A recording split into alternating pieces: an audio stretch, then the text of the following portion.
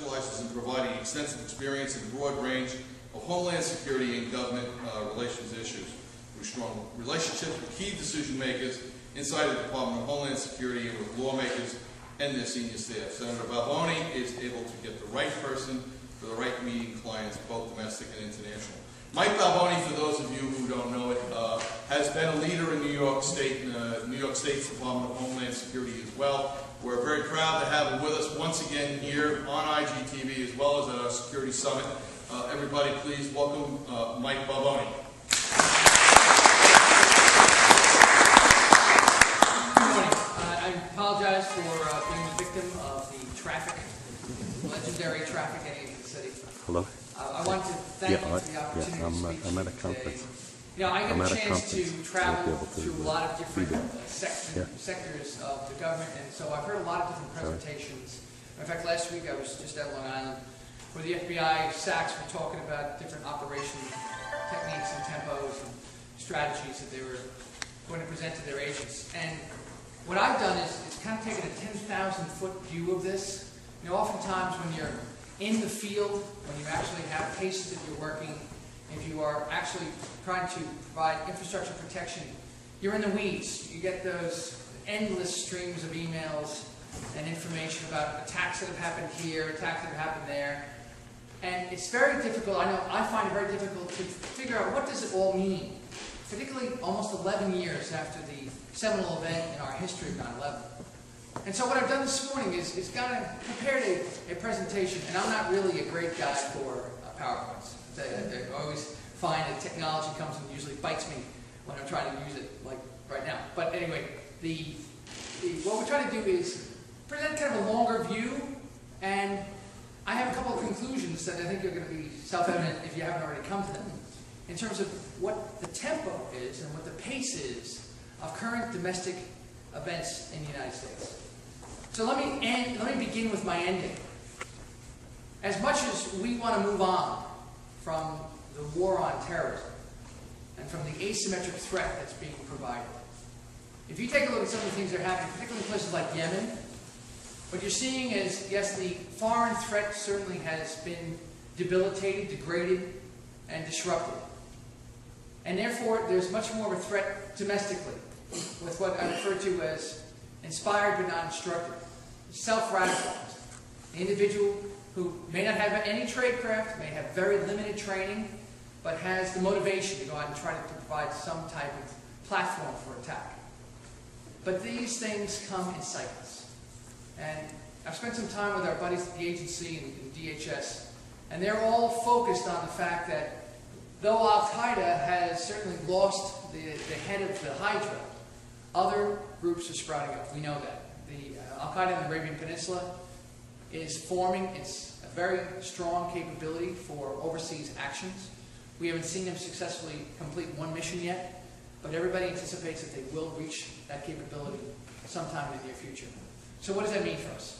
Well, I go through some of the different incidents that we've had, perhaps some of them you may not have remembered or known about, and then I discuss the difference, the remaining obstacles, 11 years, as we take our domestic security and law enforcement infrastructure and try to morph it into a counterterrorism effort. And I discuss the differences between the intelligence cycles and the prosecution cycles. Now, let me give you as to why you might want to listen to me about this. I was chairman of the Homeland Security Senate Committee in New York State. I served on Obama's transition team for Homeland Security. I was on Cuomo's, and I've got this really big 10,000-foot view of this stuff. But I've also got a chance to get involved on the police side. I'm overseeing the rebuilding of the Nassau County Crime Lab.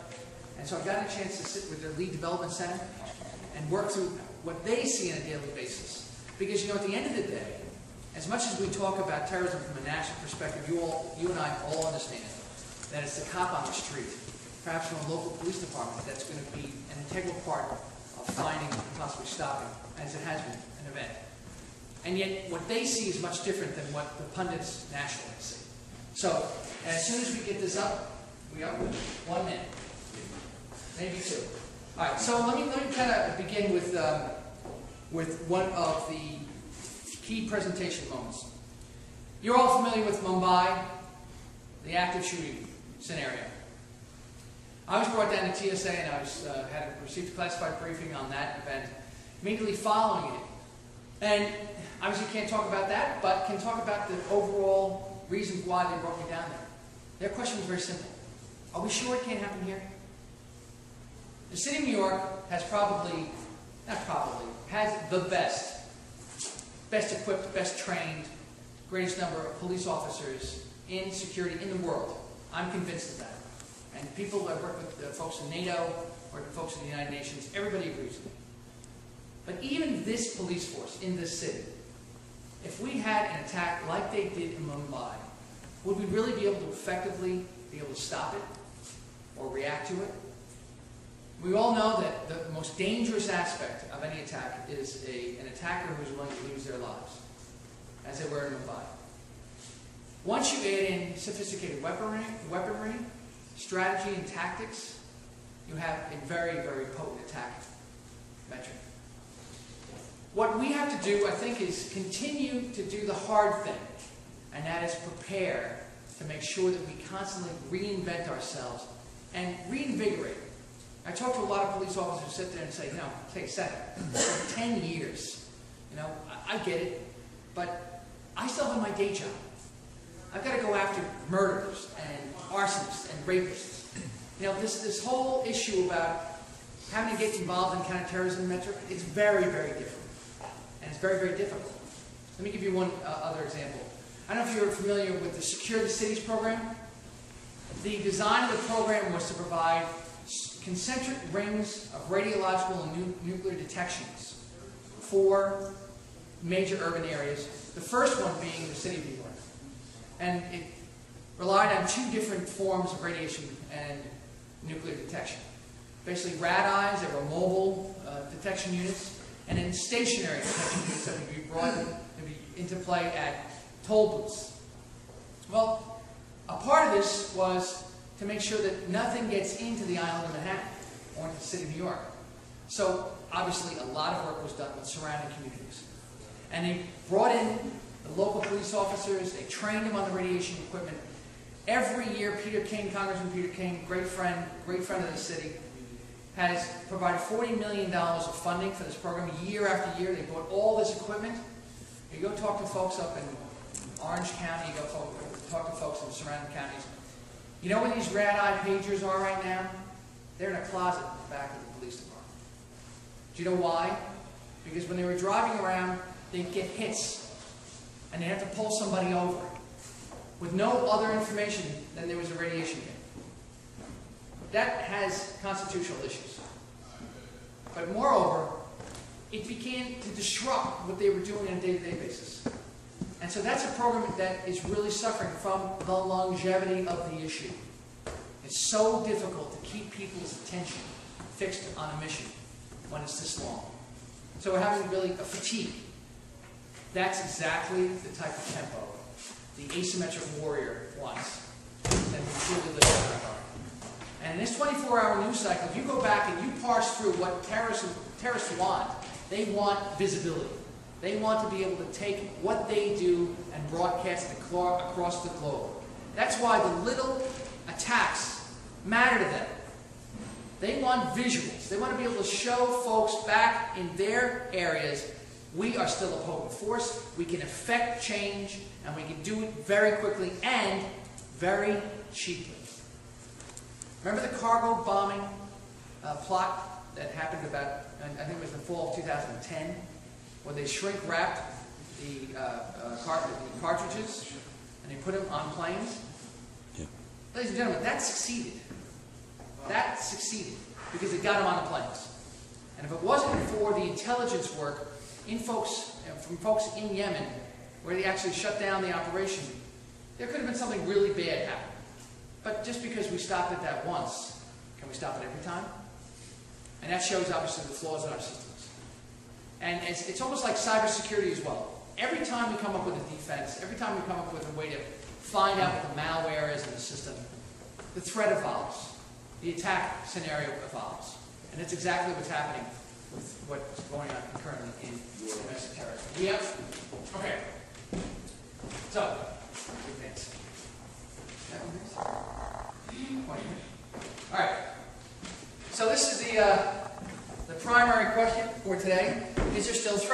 I think most people here would agree, yes, there is, but the question is, what's the nature of the threat?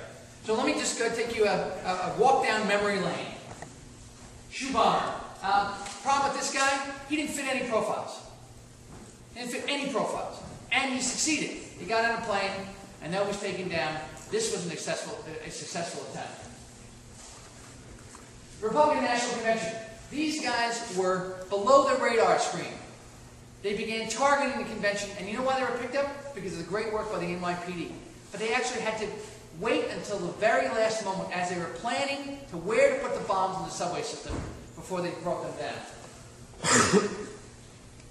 Look at bomb plot, we know this. This again was hours away, by some accounts, probably days away, from being successful. And what was so brilliant about this was, again, what was the terrorists trying what was Al-Qaeda trying to achieve? A visual, a worldwide visual that people would focus on and would be terrorized for. Fort Dix. These guys, obviously, they wanted to go after the military. And the 5 men here, it's actually 6 men, they traveled to the Poconos and did training right among us. And the only reason why they picked them up, if you recall, was they took video of it. And they brought it to the local, I forget what store it was, it was the CBS. And the guy who was processing the film, he takes a look at what it is. And he sees guys running through the woods yelling Allah Akbar, and shooting weapons, the paint guns, and doing so in a way where it was a military training session. And then they found out what their target was, which was Fort Dix. Now this case you probably never heard of. So this is a personal effort. So I get appointed the Homeland Security Advisor in December 2006. In February of 2007, I get a call from the Suffolk County PD and District Attorney's Office. Says, you got to get out here. I've got something to show you. So they bring me out, and they say that in the middle of a very cold night, a Saturday night, in the end of January, at Calverton Airport, one of their security guards sees a guy testing a drone. Now, at the time, you can't make this stuff up. The TV show 24 was actually talking about the use of a drone to attack a major city with a nuclear device. Well, this guy, he was an Egyptian in origin. He was out on the runway in the middle of the night testing a drone. Would you think anything else other than terrorism? I mean, seriously, would you? And so what I was doing was the PD said, believe it or not, we can't get New York City FBI to take this case on. We just want to run this guy down. And they've got a lot of the leads they've got to follow. Joe Demers, the former special agent in charge of the Counterterrorism Center here in New York, the FBI, once told me that the hardest part about being involved in the counterterrorism game is not the threats you're trying to find, it's the threats you're trying to eliminate. The threat information. You get so many calls and you've got to chase down every single lead. So sometimes you just don't have the manpower to go out and do something like this. So we went out here, and you know what it turned out? The guy was a scammer. He was trying to take this drone and sell it to the Defense Department. Kid you not. So it didn't go anywhere. The guy, they polyed him, he was fine. But again, you've just seen all our hair on fire once I saw the clips and I saw the interviews from this guy. Okay, JFK. This was, again, from a personal perspective, I've been to a lot of press conferences. The intention, as a result of this case, when we did it on Saturday morning after we took the guys down, was the biggest media event I have ever been a part of. And what's the point of that? You attack JFK, the entire world pays attention. It's phenomenal visibility, which makes it a very robust target. This was a not fully baked plot. As it turned out, it probably would not have worked because of the way the piping system was done in the airport itself. But nonetheless, you had an insider's knowledge. The guy that actually worked at the airport, and he had the ability to, where do we go? Oh. Sir. Oh, we were doing so well, too. And so much good stuff waiting for you. Anyway, so the JFK bomb plot became, sorry? Remember I told you, that PowerPoint she was inviting me in the butt. Well, welcome to my world. Yeah. Does he have to give a report for this business or says it is? No, it's just a matter of fitting the space.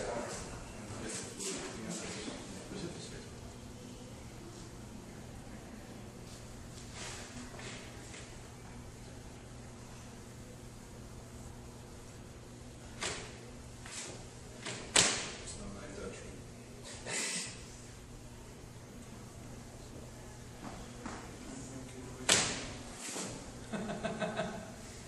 I'd start singing, but I don't think it will. No, he just will get it. Okay. All right. So visualize the next case of Brian Venus. Brian Neal Venus. Brian Venus, he was taken out in 2008. And his threat was that he wanted to take 2 bags full of explosives, put them in the front car of an LARR train and the back car. And he wanted to put them in at Woodside. And he wanted the train to go into the tunnel and then detonate in the middle of the tunnel. He was picked up from a link analysis that they did in an investigation on Long Island. There were a couple different facilities, religious facilities out on Long Island, remain nameless, where they picked up this guy as an association with the other guys. They only got him when he went overseas, and they came back after receiving some training. What's the point there? Local guy, radicalized, received some training, but was picked up initially by local PD, the Suffolk County PD, Police Department. Again, things people don't necessarily focus on. You have another? Now, Jabula Zazi. So, Zazi, of course, remember this case, he goes to Colorado. They find him on the film. He's picking up the peroxide in order to make a homemade bomb. He then gets into a car, travels to New York City, and then is followed by the NYPD and FBI. They do a cover-to-cover surveillance on him, and they eventually pick him up. Okay, here we are, back. All right.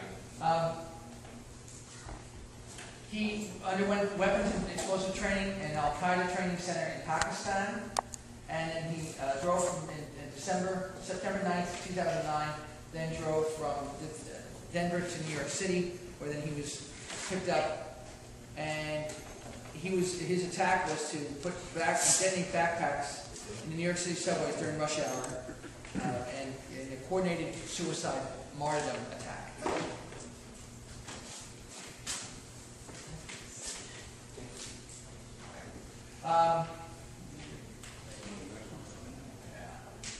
Ahmed Gonzalez, foreign, overseas, down, gets on a plane, decides he's going to take down the plane with the underwear bombing.